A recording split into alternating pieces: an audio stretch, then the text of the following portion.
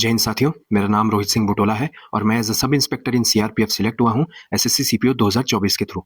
तो जैसा कि आप सभी जानते हैं कि एसएससी जीडी 2026 की वैकेंसी 1 दिसंबर को आउट हो चुकी है, जिसमें कि इस बार कुल 25,487 वैकेंसी हैं, 23,467 मेल्स के लिए और 2,020 फीमेल्स के लिए।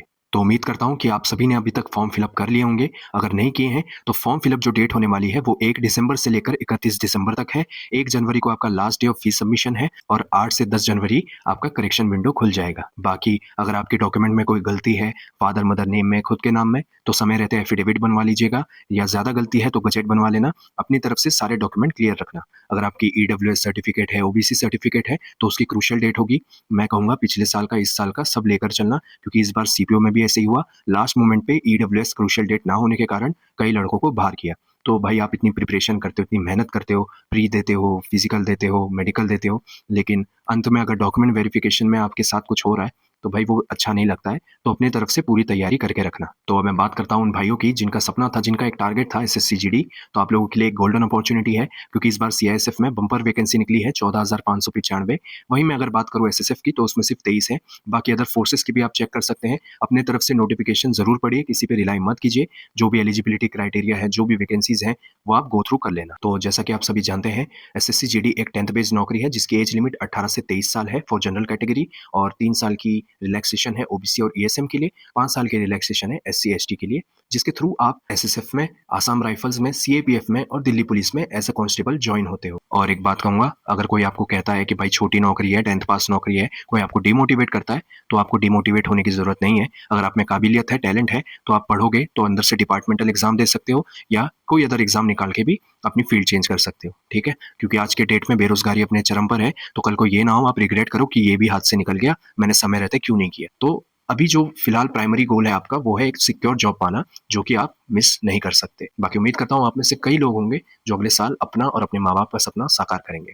तो ये वीडियो बनाने का मेन उद्देश्य जो मेरा है, वो आपके डाउट्स क्लियर करना है regarding SSC GD, including dos and don'ts, क्या आपको नहीं करना है, क्या आपको करना है, क्या गलतियां नहीं करनी है। ठीक है, कैसे कम से कम समय में, जैसा कि आपको पता है फरवरी से अप्रैल आपका लिख रखा है उसमें एग्जाम डेट है, तो कैसे ये 2-3 महीने का जो मोटा मोटी जो समय मिला है, इसमें अपनी प्रिपरेशन को अच्छे से अच्छा करना है, ताकि आपका स्कोर और भी अच्छा हो और अच्छे से अच्छा आउटकम निकाल पाओ। उसके रिगार्डिंग मैं ये वीडियो बना रहा हूँ, तो बने रहिए मेरे साथ। आगे मैं डिस्कस करता हूँ कि क्या आपको करना है और क्या आपको नहीं करना है। तो चलिए शुरू करते हैं। तो सबसे पहले मैं बात करूंगा प्रिपरेशन की।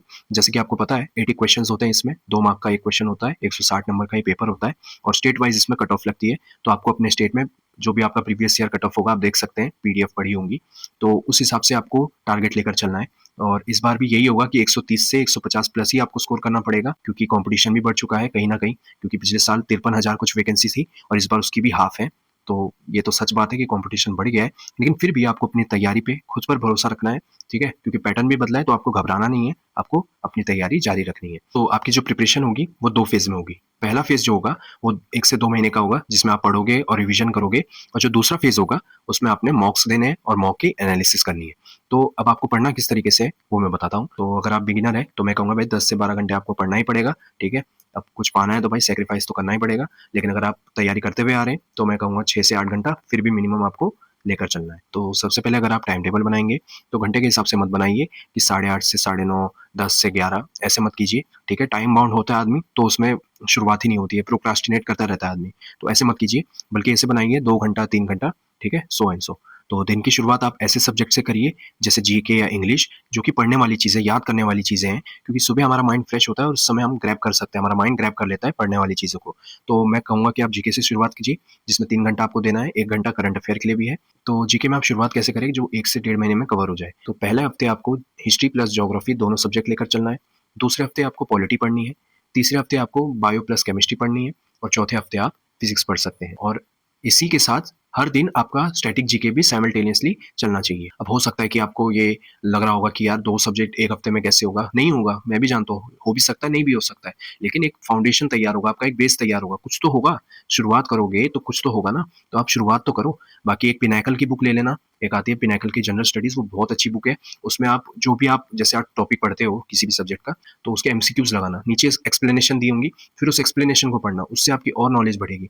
ठीक है, जीके में आप क्विज देते रहो, सेक्शनल मॉक देते रहो। ठीक है, गलतियां हो रही, गलतियां होने दो, उसके गलतियां का आंसर देखो ना, नीचे देखो, सॉल्यूशन देखो कि क्या गलत किया मैंने, तो आपको चीज़ें सीखने को मिलेंगी। आप कम समय में यही कर सकते हैं कि मॉक भी देते दो साइड बाय साइड, जिससे कि आपकी गलतियाँ भी पकड़ में आए और वो गलतियाँ दोबारा ना दोहरानी पड़े। अब मैं बात करता हूँ करंट अफेयर्स की, तो करंट अफेयर के लिए टेक्स्ट बुक का एक ऐप आता है, क्विज़ का ऐप आता है, जिसमें डेली आप स्वाइप करते-करते आप पढ़ सकते हैं डेली करंट अफेयर्स, ठीक है? नोट्स मत बनाओ करंट अफेयर्स के, बस उसको ऐसे फ़ोन एप्लीकेशन में पढ़ते रहो, ओके? और लास्ट मोमेंट पे या अभी से भी आप लेकर चल सकते हो कि पिछले जो मंथली करंट अफेयर देख लो, चाहे वीकली देख लो, ठीक है? जो भी आपको सूटेबल हो। तो परचम क्लासेस की मैं लिंक डाल दूँगा नीचे, वो मैम बहुत अच्छे से करंट अफेयर कवर करते हैं, तो वो आप देख लेना। और बुक की अगर मैं बात करूँ जीके में, आपके पास क्या-क्या होनी चाहिए, तो परमार सर की फैटमैन बुक और पिनाकल की जनरल स्टडीज़ बुक। ये 2 बुक अगर आपके पास है, तो गुड इनफ है। बाकी अगर आप लूसेंट से पढ़ते हैं, तो भी सही है। बस आप अपने नोट्स अच्छे से बना लीजिएगा, ठीक है? और जीके में खास करके नोट्स बनाने में ही अपना पूरा टाइम वेस्ट मत कीजिए, क्योंकि सारी चीज़ें बुक्स में प्रिंटेड हैं, आप उससे ही पढ़ सकते हैं, ओके? तो ये बात थी जीके और करंट अफेयर्स की, जिसमें आपको 3 घंटा देना है। नेक्स्ट है मैथ्स। मैथ्स में आपको 2 से 3 घंटे देने हैं, तो मैथ्स में भाई अभी से लेकर चलो, बहुत सारी चीज़ें जो आपकी टिप्स पे होनी चाहिए, बहुत सारे फ़ॉर्मूलाज़ हैं जो आपको याद होने चाहिए, ठीक है? एक फ़ॉर्मूला बुक बनाओ अलग से, फ़ॉर्मूला नोट्स बनाओ, चाहे तो गगन प्रताप सर की फ़ॉर्मूला बुक ले सकते हो आप, कॉन्सेप्ट किंग वाली जो भी है, ठीक है? जो भी परसेंटेज वाली चीज़ें हो गई, स्क्वायर रूट, क्यूब रूट, ये सब चीज़ें याद रखो आप, क्योंकि ये चीज़ें वहाँ निकालने बैठोगे तो आपका समय बर्बाद होगा। सेकंडली मैं बात करूँगा, जो भी कोर टॉपिक्स हैं मैथ्स के, जिनका वेटेज एग्ज़ाम में बहुत ज़्यादा होता है, हर साल होता है और हर साल उधर से क्वेश्चन आते हैं, उनको मिस मत करना। जो भी प्रीवियस ईयर पेपर्स हैं, चाहे वो जीडी के हो, सीपीओ के हो, सीजीएल के हो, सीएचएसएल के हो, सब लगाओ। हर सब्जेक्ट के सब लगाओ। ऐसा कुछ कोई रूल नहीं है कि भाई जीडी का है तो जीडी का ही दे रहे हो। आप कोई भी एग्ज़ाम का देते रहो, क्योंकि एसएससी एग्ज़ाम जो बनाता है वो पैटर्न वैसा ही चलता है और क्वेश्चन यहाँ से वहाँ से ही आते हैं और कहीं से नहीं आते हैं। तो हर मॉक्स लगाओ, ठीक है? मैथ्स में जितना आप सेक्शनल मॉक लगाओगे, टॉपिक वाइज़ मॉक लगाओगे, उतना आपके लिए बेहतर होगा। अब मैं बात करूँगा मैथ्स में एक दिक्कत आती है, सबको आती है कि हम भाई जैसे-जैसे आगे बढ़ते हैं तो पीछे-पीछे के टॉपिक्स भूलते जाते हैं मैथ्स के, तो हम उसको कैसे करें? कैसे हम उसको याद रखें? तो भाई उसके लिए मैं आपको ये टिप दूँगा कि जैसे आप आज मैंने मान लो परसेंटेज पढ़ लिया, तो मैं परसेंटेज पढ़ रहा हूँ, ठीक है। मैंने जब ये जो भी टॉपिक, जो भी परसेंटेज के अंदर जो भी चीज़ें कॉन्सेप्ट पढ़ा मैंने, तो मैंने उसके सेक्शनल मॉक लगा दिया, ठीक है। ऐसे करते-करते मेरा परसेंटेज खत्म हो गया। अब मैं मान लो एवरेज पर चला गया। अब मैं क्या करूँगा? मैं परसेंटेज छोड़ दूँगा? नहीं। अब आपको क्या करना है, जैसे ही आप एवरेज के क्वेश्चंस भी लगा रहे हो, तो अब जो परसेंटेज आपने पढ़ा था, उसके भी 30-40 क्वेश्चंस आपको लगाने हैं इसके साथ, ठीक है। आज आप एवरेज का एक कॉन्सेप्ट पढ़ोगे, मान लो उसके आप 20-30 क्वेश्चन लगाते हो, तो उसके साथ आप 20-30 क्वेश्चन परसेंटेज के भी लगाओ और ऐसे ही आगे-आगे चलते जाओ, ये लिंक बनता जाएगा। तो आप पिछला भी आपका नहीं भूलेंगे आप और आगे का भी आप सीखते चले जाएँगे। अरिथमेटिक, एडवांस दोनों के लिए ये वर्क करता है, ठीक है। और यही कहूँगा, सेक्शनल मॉक्स लगाओ मैथ्स में जितना हो सके, किसी भी एग्ज़ाम का होने दो, एसएससी का कोई भी एग्ज़ाम हो, सबके सेक्शनल मॉक्स लगाओ, अपनी गलतियाँ देखो, गलतियाँ पकड़ोगे तो गलतियाँ नहीं करोगे आगे, मेन एग्ज़ाम के दिन। तो गलतियाँ आपकी बहुत ज़रूरी है आपको पकड़ना, ठीक है? मॉक वेस्ट नहीं हो रहे हैं, री-अटेम्प्ट दे देना, कोई बात नहीं। और टाइम जितना आपका कम होगा मैथ्स में, उतना आपके लिए बेनिफिशियल होगा। आपकी जो भी कैलकुलेशन स्पीड है, उसको बढ़ाओ, ताकि जो छोटी-मोटी चीज़ें हैं, जो कि तुरंत आपके टिप्स पे होनी चाहिए, वो वहाँ आपको तुरंत आ जाए। तो आपको वो अलग से लिखने की ज़रूरत ना पड़े वहाँ रफ कॉपी में, ओके? और बुक की अगर मैं बात करूँ मैथ्स में, तो किरण की मैथ्स की जो प्रैक्टिस बुक है, वो बहुत ही बढ़िया बुक है। आप वो ले लेना, वो आपके पास है, तो भाई वो मेरे हिसाब से सफिशिएंट है।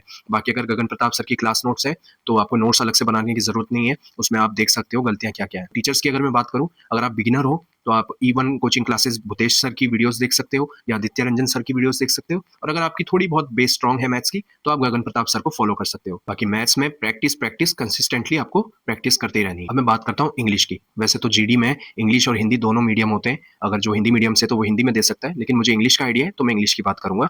बाकी वो शायद हिंदी में भी लागू हो जाए, जो कि इंग्लिश में हो रही है, ठीक है? तो इंग्लिश में आपको करना क्या है, इंग्लिश में 2 चीज़ें होती हैं, ग्रामर और वोकैब। इन दोनों को आपने सुधारना है। सबसे ज़्यादा अगर आप ग्रामर पे अपने वर्क करेंगे, तो आपकी इंग्लिश कहीं न कहीं इम्प्रूव होते जाएगी। अब उसके लिए आप कहाँ से पढ़ें? तो भाई मैं अपना पर्सनली बोलूँ, तो मैंने अमन वशिष्ठ सर से इंग्लिश पढ़ी है, जो कि इंग्लिश में सबसे बढ़िया टीचर लगे मुझे आज तक के, जिनसे मुझे इंग्लिश अच्छे तरीके से समझ आई है। तो उनकी एक प्लेलिस्ट है, मैं नीचे डाल दूँगा, आप वो भी चेक कर लेना इंग्लिश के लिए। वो मेरे हिसाब से गुड इनफ है यार, वो बहुत अच्छी तरीके से सर ने वो समराइज़ किया है हर चीज़ ना, शायद से 47-48 वीडियो है और उसमें ग्रामर अच्छी तरीके से पढ़ाया है सर ने, तो ग्रामर आप वहाँ से पढ़ लेना। बाकी वोकैब के लिए रानी मैम से आप पढ़ सकते हैं। बुक्स की अगर मैं बात करूँ, आपके पास 3 बुक्स होनी चाहिए। पहली नीतू सिंह मैम की वॉल्यूम 1, दूसरी आपके पास होनी चाहिए ब्लैक बुक वोकैब के लिए, जो कि रामबाण है, और तीसरी किरण की प्रैक्टिस बुक, जो कि सबसे बढ़िया बुक है इंग्लिश के लिए मेरे हिसाब से। क्योंकि भाई मैंने इंग्लिश पढ़ी कम है और मैंने सॉल्व ज़्यादा की है, ठीक है? उसी के चलते मेरे मेंस में अच्छे नंबर आए सीपीओ में 175। मैं करता क्या था? मैं ये करता था कि जैसे हम कोई भी टॉपिक कर रहे हैं, तो उसको मैं टिक मारता था, जो मुझे आ रहे हैं, तो मैं वो टिक मार रहा हूँ। ठीक है? जो भी मैं पढ़ रहा हूँ, जो भी कहीं से देख रहा हूँ, तो फिर मैं वो उसको सॉल्व करता था बुक्स में। तो अब जब मैं जो चीज़ें मुझे आ रही हैं उनको मैं टिक कर रहा हूँ, जो नहीं आ रही उन्हें मैं सर्कल कर रहा हूँ। अब क्या हो रहा है, इससे ये होता है कि अगली बार जब आप उस टॉपिक पे आते हो तो बस आपके पास वही चीज़ें रह जाती हैं सर्कल वाली, जिसको आप लास्ट मोमेंट पे भी देख सकते हैं कि हाँ यार, ये मुझसे गलती क्यों हुई थी, कैसे मैं सुधार सकता था। चाहे वो पीक्यूआरएस हो, ईडीएम हो, ओडब्ल्यूएस हो या सिनोनिम हो, कोई भी टॉपिक होने दो, पैसेज हो, ठीक है? वो हर जगह वर्क करता है। तो प्रैक्टिस बुक किरण की आपके पास होनी चाहिए। वो हर एग्ज़ाम के लिए, जीडी नहीं, सीपीओ, सीजीएल, हर चीज़ के लिए वो बेस्ट है। तो वो आपके पास होनी चाहिए और इस तरीके से अपनी गलतियों को रिफाइन करो। इंग्लिश के भी जितने आप मॉक्स दे सकते हो, जितने आप सिनोनिम याद कर सकते हो, करो भाई। उसकी कोई लिमिट नहीं है, ठीक है? बोरियत आएगी, नहीं कर रहा है मन, नहीं पढ़ना है, पर क्या करें भाई, पढ़ना पड़ेगा। Daily 100 idiom, 100 one word substitution, 100 synonyms पढ़ते चलो, ठीक है? अपनी कैपेबिलिटी के हिसाब से आप 50 भी कर सकते हो, आप 200 भी कर सकते हो, ठीक है? तो ऐसे लेकर चलना इंग्लिश में आप, ठीक है? और प्रैक्टिस कंसिस्टेंटली आपने रीडिंग अपनी अच्छी करनी है, क्योंकि रीडिंग अच्छी करने से आपका पैसेज में भी सुधार होगा। अब मैं बात करूँगा रीजनिंग की। भाई रीजनिंग का आप भी जानते हो कि जितना प्रैक्टिस करो, उतनी आपकी स्पीड इंप्रूव होती है, उतने आप क्वेश्चन सॉल्व कर पाते हो, ठीक है? कम से कम समय में आप समय बचा पाते हो अपना, ओके?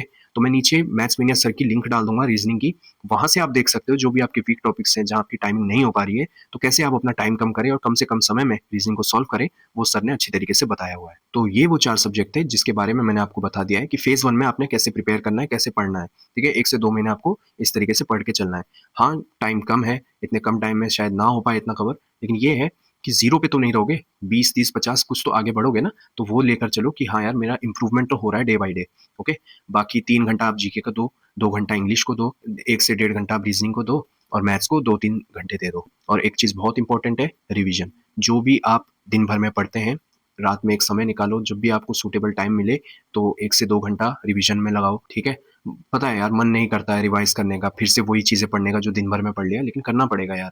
क्योंकि जितना आप रिवाइज़ करोगे ना, उतना आपका बेस स्ट्रॉन्ग होता जाएगा, उतनी आप चीज़ें भूलोगे नहीं, ठीक है? बाकी आपने वो रूल देखा होगा कि 1-3-5 करके, कि ऐसे आप रिवाइज़ करो, पहले दिन जो पढ़ा वो तीसरे दिन करो, फिर 5वें दिन करो, तो आप वैसे भी कर सकते हो, ओके? बाकी जो दूसरा फ़ेज़ है, उसमें आप मॉक्स दो, जितना मॉक्स दे सकते हो दो, मॉक्स के एनालिसिस करो। ये नहीं कि पढ़ना छोड़ देना आपने, ठीक है? वो आपने लास्ट के 15-20 दिन में छोड़ देना है, उसमें आपने सिर्फ़ मॉक्स ज़्यादा देने हैं, लेकिन अपनी थोड़ी बहुत पढ़ाई है, वो चलते रहनी चाहिए। आपकी जो भी गलतियाँ हैं, वो तो पढ़नी है आपने, तो वो भी पढ़ते रहना लास्ट दूसरे फ़ेज़ में भी, जब आप मॉक्स दे रहे हो, तो वो भी लेकर चलना। बाकी मैं भाई हमेशा कहता हूँ, जब भी आप एग्ज़ाम में रहते हो, जब भी आप एग्ज़ाम देने जाते हो, तो वहाँ ईगो में आके क्वेश्चन गलत मत करना, ठीक है? अपनी एक्यूरेसी जितना हो सके 90% अबव रखना।